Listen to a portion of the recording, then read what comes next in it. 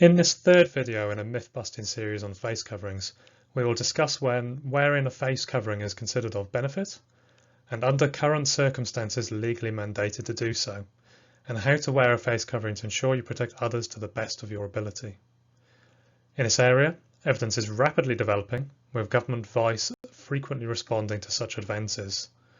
To gain access to most recent advice, please visit the UK Government's guidance page via the link displayed at the bottom of this slide. Most of the information in this video is informed via information provided in this government guidance page. As many of you will be aware, there are some variations between constituent countries of the UK, and indeed particular regions, in what is currently legally required of members of the public in many aspects of our lives, including legal requirements to wear face coverings. It should be stressed again that these are under constant review, so while it is not our aim to keep on top of all of these developments, for veterinary practices and associated animal keeping establishments such as zoos, we recommend visiting a dedicated page on the RCVS website, which can be accessed by following the first web link on this slide. However, as of the beginning of October 2020, whilst variations in scope are noted between countries, for example, England specifically lists veterinary practices as requiring face coverings upon entry, whereas veterinary practices can be surmised as being included in enclosed spaces open to the public within other countries. At this time, the take-home message is that face coverings are mandated within veterinary practices across the UK.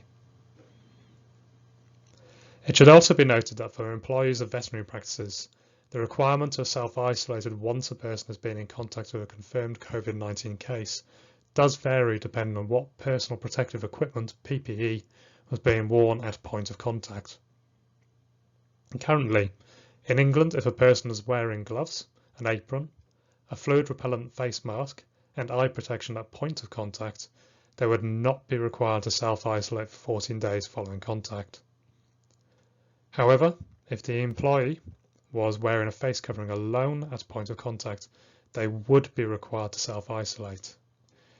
It is recognised that self-isolation requirements could have a rapid impact on the ability of veterinary practices to provide an adequate service following contact with a case, and as such, veterinary practices might want to consider providing enhanced routine PPE to staff if available. As with other regulations, these do vary by country, and the RCVS has set up a page addressing a specific issue, which can be accessed via the second web link on this slide. There are a number of exemptions to the requirement to wear face coverings in such settings. For England, these include children under the age of 11, those with physical or mental illness, impairment or disability, where wearing a face covering might exacerbate such conditions, where putting on, wearing or removing a face covering might cause severe distress, when communicating with those who rely on lip reading or facial expressions, to avoid harm or injury to yourself or others, for example, when exercising or undertaking strenuous activities, and for people whose work might require clear communication at time of particular need, such as police officers. Currently, these exemptions are broadly comparative across the constituent countries of the UK, though we would encourage a regular review of country-specific guidelines. For those that are exempt from wearing a face covering, they may choose to wear a badge indicating their exemption to others if they wish. A couple of examples of such badges are shown on the right of this slide. There are some circumstances where removal of a face covering is permitted, for example for identification purposes in a bank or shop, when eating or drinking, taking medication, or actually when getting married. Again, we would encourage regular review of country-specific guidelines to ensure you are acting within the law. We discussed different types of face covering and the pros and cons of each in the first video of this series. However, as a general reminder of features to look for, any face covering should cover your nose and mouth with a comfortable but secure fit. It should be secured to the head through ties or ear loops and be made of a material that is comfortable and breathable. Regardless of whether you select a disposable or reusable face covering, it should consist of at least 2 layers of material. In fact, the World Health Organization recommends 3 layers should be worn. Finally, For reusable face coverings, you should be able to wash and dry the face covering without causing damage to it. As discussed in a previous Mythbusting video, the virus that causes COVID-19 is not particularly robust and can be destroyed by common household detergents, washing powder or liquid, and indeed simple soap and water. So there is no need to change your normal clothes washing habits in this regard. When putting on a face covering, you should wash your hands with soap and water for 20 seconds or use an alcohol-based hand sanitizer. Once you've put it on, avoid wearing it on your neck or forehead, for example if you have a need to temporarily take it off to eat or drink. Instead, it is better to remove it entirely and replace it once you've finished a particular activity where wearing a face covering would be impractical. While you are wearing a face covering, try to avoid touching the face covering and generally try to avoid taking it off and putting it back on in quick succession. For example, if you're moving between shops, it might be better to keep wearing it between shops if they are a short distance apart. Of course, if the face covering becomes damp or if you've touched it, it would be best to change to a different face covering. This brings me to safely removing a face covering.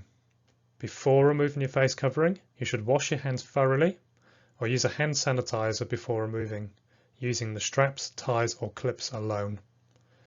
Taking care not to touch the main body of the face covering if possible.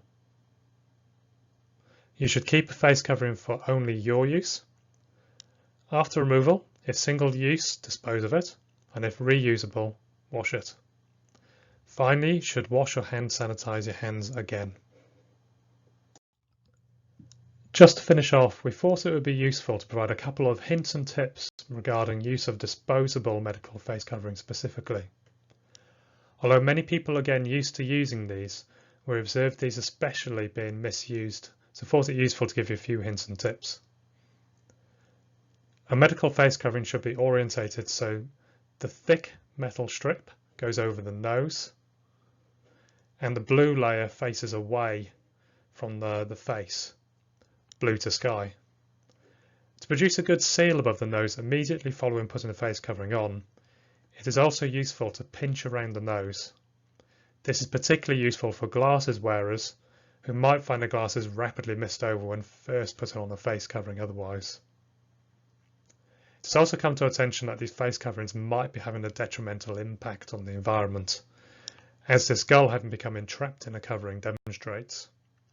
We would urge all users of disposable face coverings to ensure they correctly dispose of coverings in a bin, and if possible, also use the scissors to clip the loops at both ends to reduce risk of the covering becoming entwined in animals' legs. Thank you for listening to this third and final video in the RCVS Knowledge series focusing on face coverings in the light of COVID-19. The World Health Organization has some excellent additional videos on face coverings, as well as their own Mythbusting series, which can be accessed via the first link on this page. As we've noted before, we advise regular review of the UK government's COVID-19 guidance page, particularly during these times of rapid change. Finally, we also recommend regular review of the RCVS pages on face coverings, PPE and other matters relating to the veterinary practices via the included links. Thank you for listening.